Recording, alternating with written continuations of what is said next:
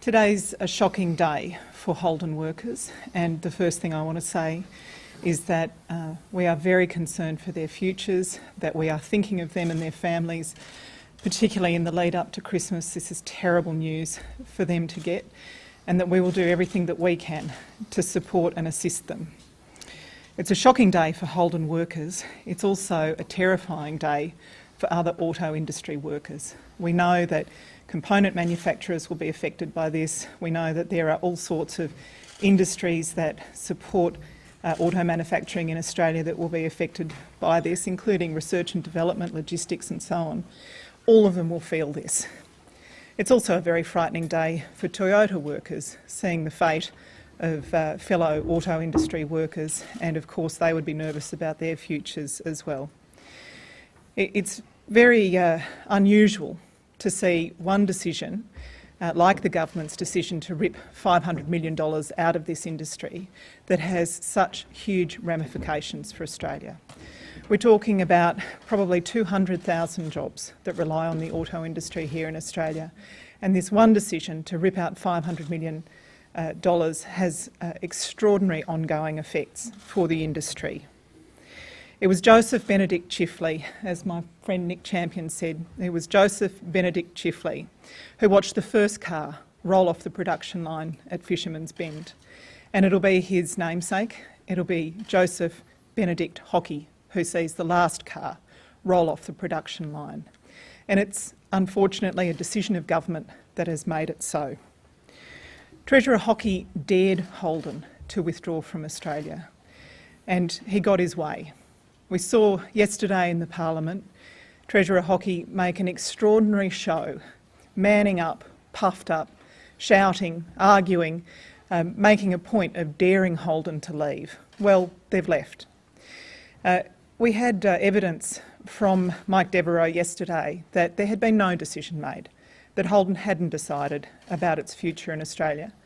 We had the Treasurer goading them to leave Australia, and on top of that, the Acting Prime Minister writing a letter that Holden and anyone who had seen the letter would think was designed specifically to be released for public consumption, and indeed that was the conclusion that Holden drew.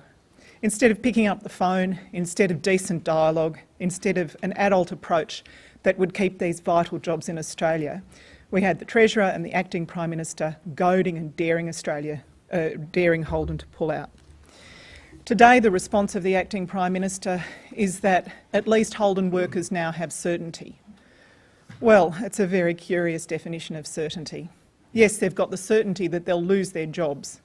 Other auto industry workers have the certainty that there'll be other job losses in the auto industry.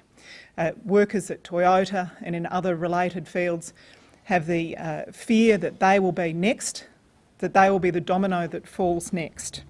It's a very curious definition of certainty. This government said that they would be a government of no surprises and no excuses. And today, in question time, we had an absolute litany of excuses. Excuses for why Holden's made this decision to leave. We had Christopher Pyne saying that this was a decision made months ago in the United States.